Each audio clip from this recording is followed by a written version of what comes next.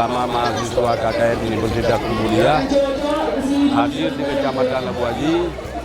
memberikan sebuah dampak yang sangat positif dan sangat bermanfaat bagi masyarakat, jangankan yang 8 desa juga termasuk ke 16 desa. Insya Allah dengan program-program yang mereka buat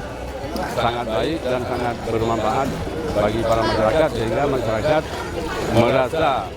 bahagia dan tenang, sehingga ke depannya